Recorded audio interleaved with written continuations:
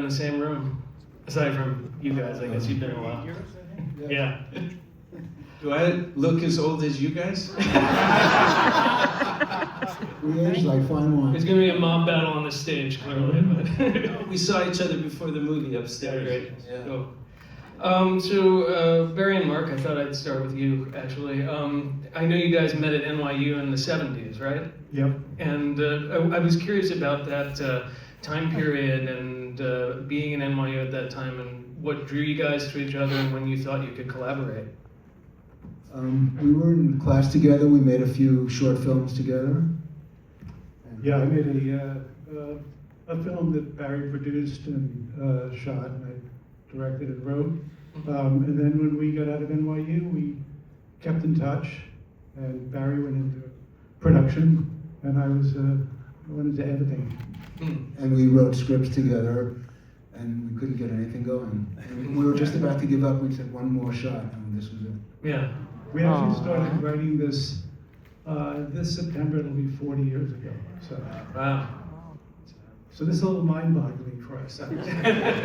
We never imagined that at NYU that at some point we would be sitting here at the Paris Theater, the great Paris Theater, having this movie show. Yeah. And thank you all for coming. And Yeah. well, I mean, really, it's really astounding and really. And they did a beautiful.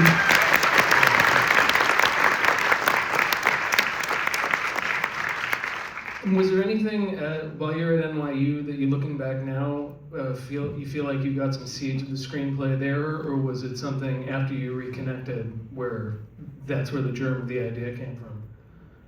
I think we just had a similar sense of humor, and we liked the same kind of movies. We loved like Preston Sturges and all the classic Hollywood films. And We also wanted, at that point, we tried a couple of things, writing and pitching, didn't work while we were working still, and we thought, at the time, there weren't a lot of good roles for women. So we thought, well, what could we do that could feature a woman in a script? And, we just sort of came up with this woman on the run kind of idea in the mob, and Barry had some knowledge of the mob, having grown up in Brooklyn. And I actually had some growing up in Nassau County, on Long Island. Yeah. So we just started and we wrote the script. I think it was September to December. And Of what year? What was the 86. 86. So from 86 to 88, that's how long? Yeah. Yeah. So we had a deal in January, and it was shot the following October.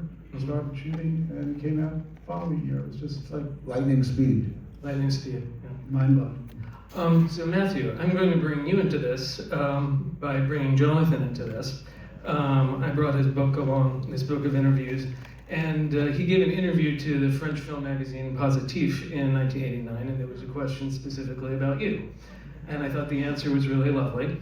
The question was, why in Married to the Mob did you choose Matthew Modine to play opposite Michelle Pfeiffer? And Jonathan's answer was, he has an innate dignity, a little like James Stewart in his day, and I wanted the public to see him as a good guy, even though he works for a corrupt organization like the FBI. One of the best lines in the movie, too, is that we work for the United States government, yeah. Going on, besides, he has an incredible charm. This is not an aggressively erotic seductiveness like that of Angela's husband. It's important when she falls for him that it's because of his warmth, his kindness. You understand that she's matured. Finally, Matthew, who in real life is a funny, multi-talented guy who's being cast mostly in serious roles, I thought the picture would benefit from his humor and his energy.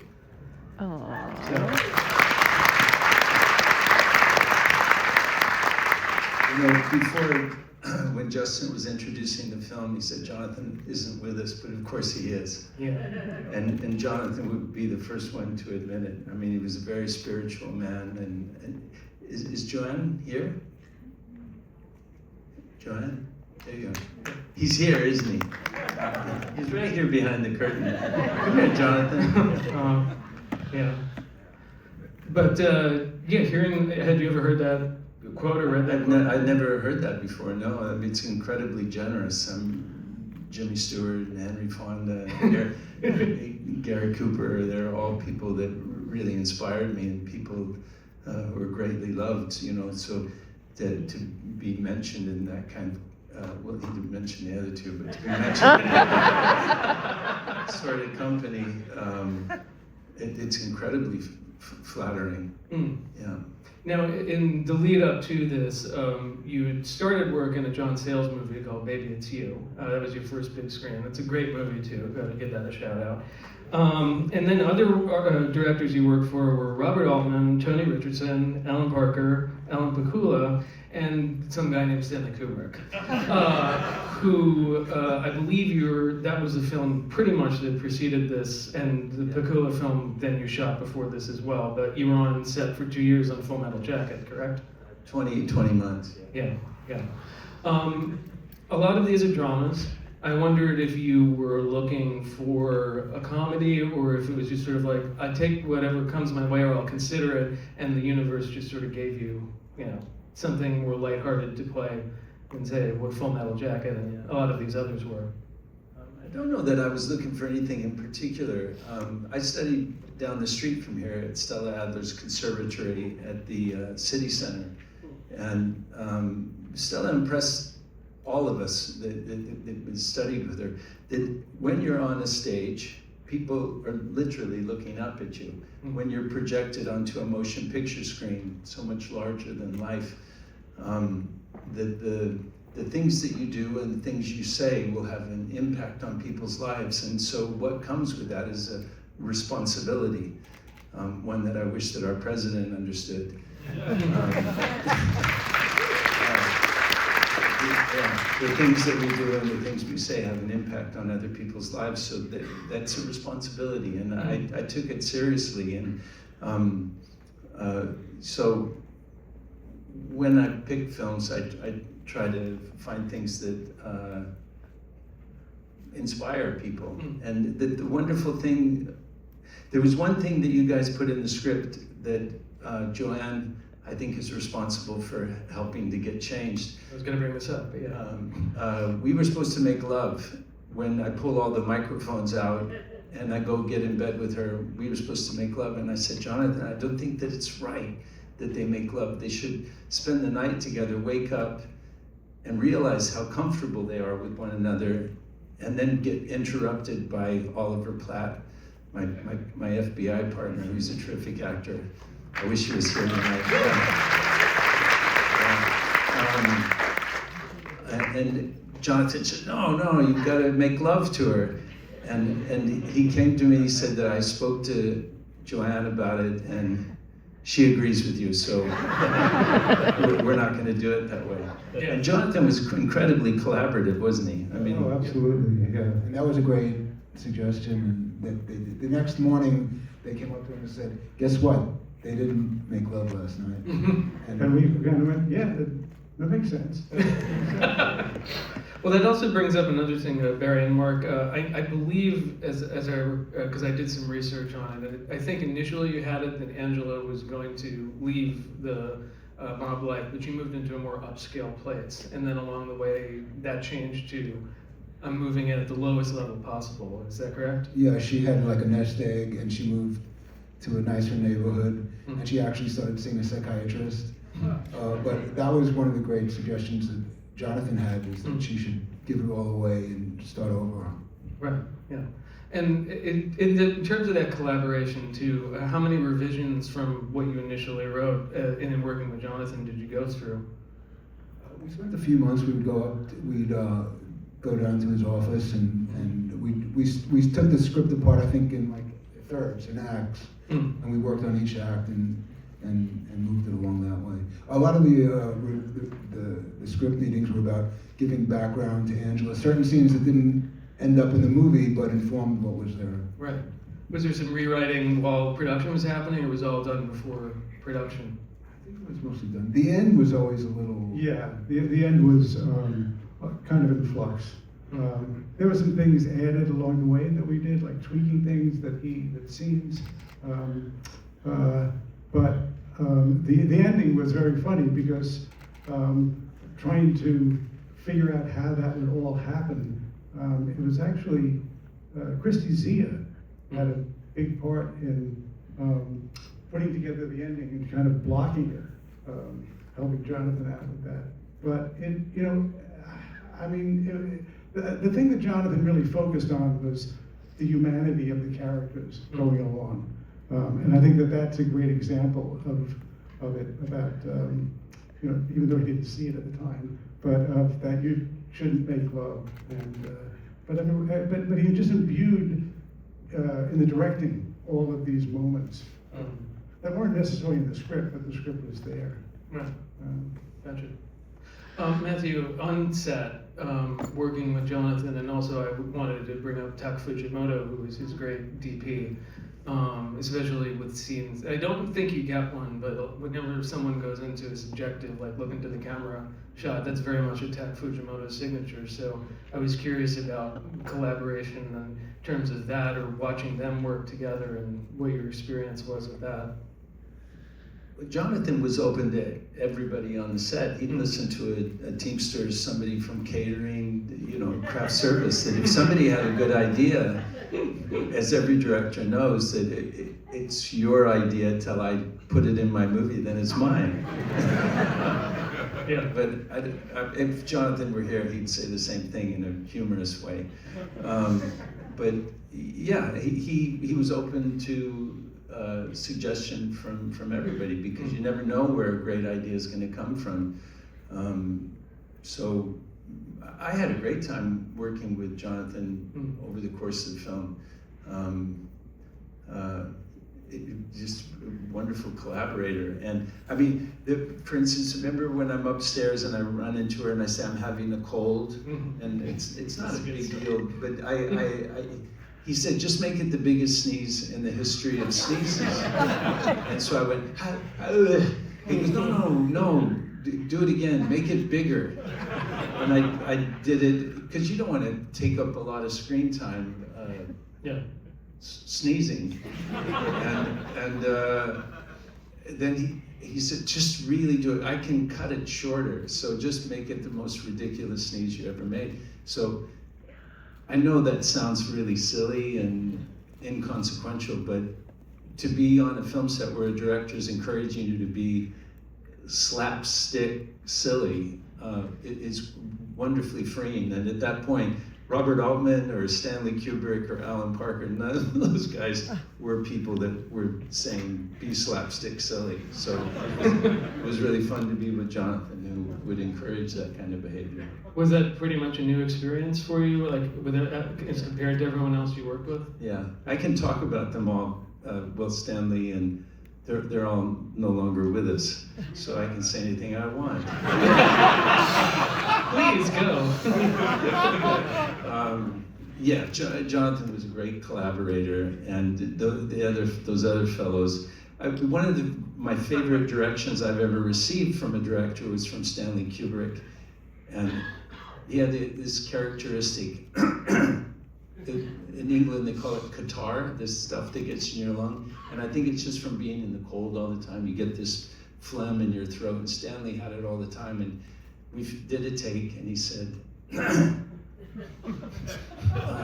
Matthew, you're not going to do it that way, are you? I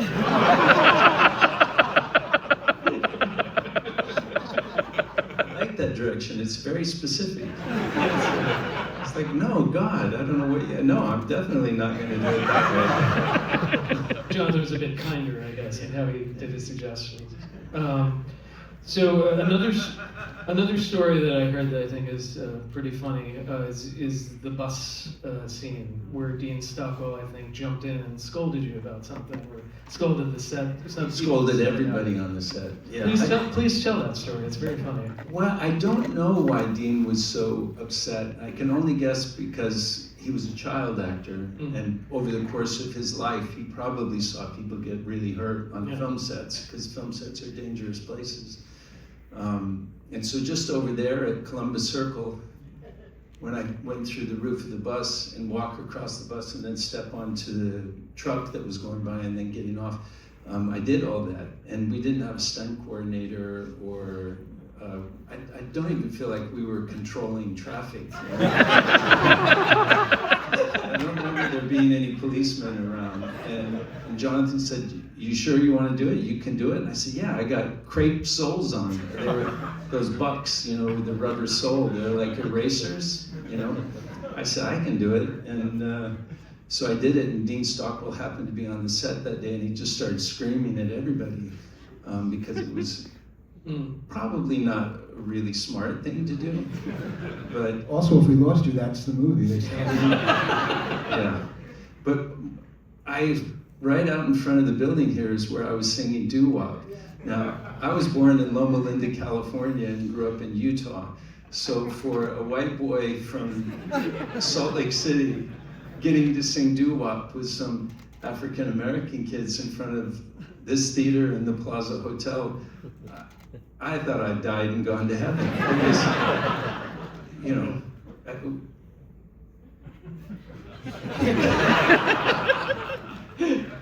And how about, that's a good segue to bring Michelle Pfeiffer into this, because how was that rapport developed and played out through the production? it was great. Michelle, she was really focused on what she had a lot on her plate. What you guys wrote was a lot for her to play a character with that kind of voice in Long Island and in the complications, because Jonathan, he knew how important it was for comedy to play it straight, and the stakes had to be real. He would give Oliver Platt and I don't know if you guys knew this, FBI reports about what FBI was responsible for doing, this criminal organization and the mafia, what the thing, like, they would, you know what a petcock is? When you have those big trucks with all the something in the back, the big tanker. A petcock is a valve that you open up and it would drip. And the trucks, when they had toxic chemicals that they had to get rid of, they would just go driving down the highway and let it drip out the back of the truck, and they'd spread the toxic shit all over New Jersey or Pennsylvania, wherever they happened to go for a drive. So he would give us these police reports, and he said, "This is who you're trying to catch. You're trying to catch these criminals." And because the stakes had to be real and real high, and I felt that he did the same thing with Michelle. He made the stakes really high of her desperately trying to get away from this criminal element and start a life and live, and raise this beautiful little boy. And we always thought that this story could play as a drama. Yeah. You remove the comedy, it's a tragic situation, but we found the comedy in there. And one of the things you said, Matthew, on the Vinegar Syndrome Blu-ray commentary is that give it a little tweak and this could be a drama, but the thin line, the sort of thin walk between comedy and drama, and I think you even see it in the movie, especially after you come home, you're doing the dancing and everything, and the comic thing over the club soda spilling, and then Mercedes Ruehl coming in and doing her very Mercedes Ruehl thing, and then segueing into that great dramatic scene with her where she just confesses and Mike softens to her. I think you see that segue. that's a testament to these two gentlemen. Yeah. I mean, I haven't seen this film on the big screen in forever, and I haven't loved the movie. But the whole movement that the two of you did through that whole thing of the dance and then going back and handling the comedy of that, and then moving into that moment and the bed together, it really moved me when I saw it tonight. I mean, really. I mean, it was just wonderful. How crazy is the end of the movie with us dancing down at the courthouse steps? And, Here comes the story. yeah. You have a story about that, right? Well, that scene was supposed to go after the club, and obviously because of what happened,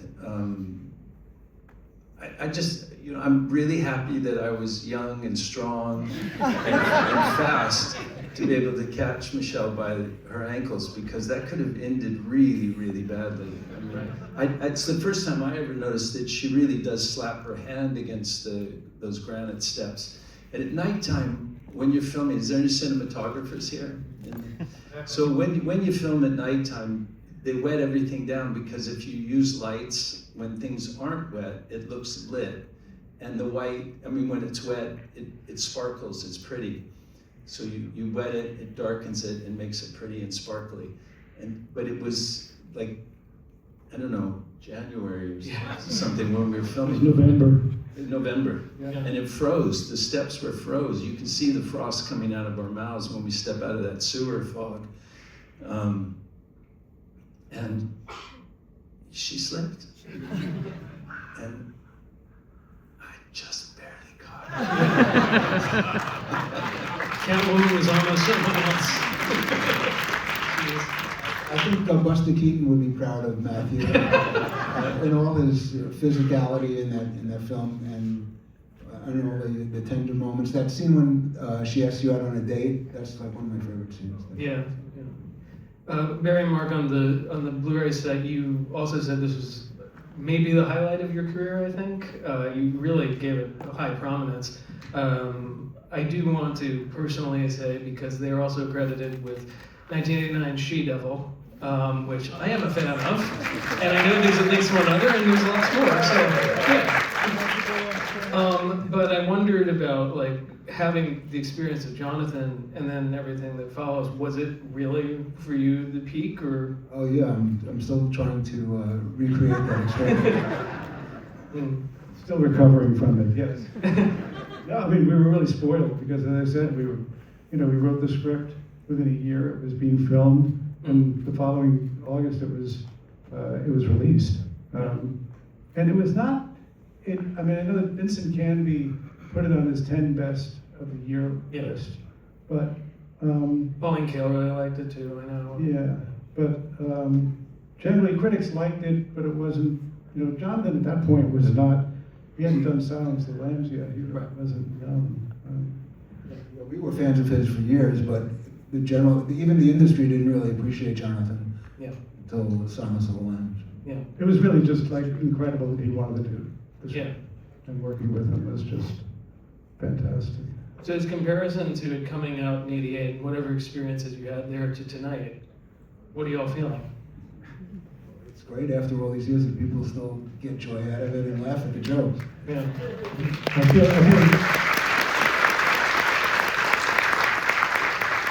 I feel really young and old at the same time. And Matthew? Well, it's sort of like a private screening in someone's basement that's really big. Because I've got so many of my family members here. I want to give a shout out to Justin and Vinegar Syndrome. I mean, we know about Criterion Collection, but Vinegar Syndrome is,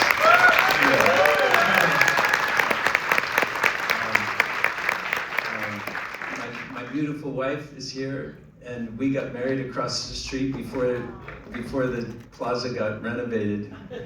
It was on the edge of crumbling when we got married there. We said we'd get married the end of October, and then finally somebody said, like Halloween? And we went, oh no!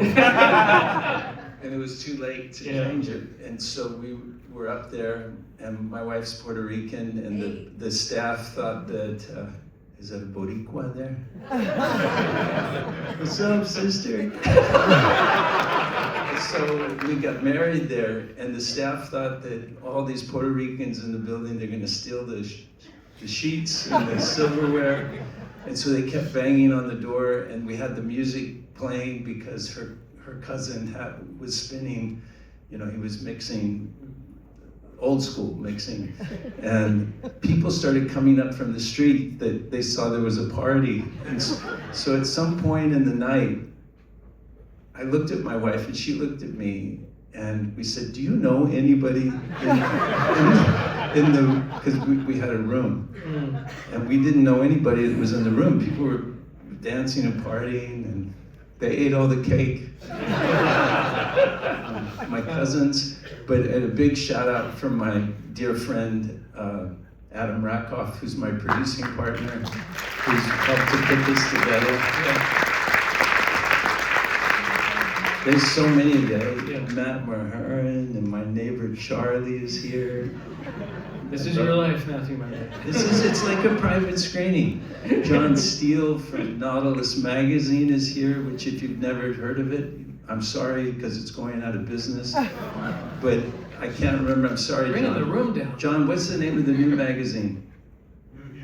New Human. That's what we need, new humans. Yeah. Yeah, it's going to be great. Thank you for coming. Yeah. There's more people here then, but Yeah. it's Also, this print looked fantastic. Oh, yeah. Great job. Great restoration. So maybe we can end on the ending of the movie, specifically the end credits, which are basically a retelling of the movie entirely with deleted scenes, which always amazed me, one of my favorite parts of the film. But it kind of hints at like a lot that existed that was honed and cut. So I'm wondering if there are any stories about, writing those, losing those scenes. I think a lot of that stuff, we had sort of this backstory of this mob war that was going on. Yeah. And I think a lot of that pertains to those Right. scenes. Yeah, Joe Spinell was a character in there, got shot down by Chris Isaac. So, yeah. Yeah, it was really amazing. I mean, we wrote a lot of stuff. And at one point I remember Jonathan saying, I think this is going to be like a 3.5-hour movie. And, most movies, they get cut down from 4 hours, then 3 hours as the director goes through a cut. So when it got pared down like that, I mean, I think we even forgot some of the scenes that we had written. And the editor, Craig McKay, who did a terrific job, also edited She-Devil and had been with Jonathan for quite a while. When we saw that he put all that, I mean, that is such a treat for us to see those in chronological order, a retelling of the movie. It's really a special thing. Yeah, definitely. Any final thoughts, gentlemen? Just want to thank everybody for coming and pick up the collector's edition 4K. Please do. Yeah, there's only 5,000 of them. Actually, less because I have one, so there's 4,999. Maybe everybody here will buy the stock out. So. I just want to say that, I mean, looking at the credits of the film and all the people who worked on it, some of whom are not here anymore, but just the sense of what a collaborative effort it was. Yeah. It really was. I mean, there's so many people who participated in it and gave their own ideas into it and everything, and it really was great. Right. No, we don't. Yeah. I've been instructed, no questions from the audience. Sorry. Ask questions when you pick up your cupcake. Yes. Thank you, gentlemen. Thank you all.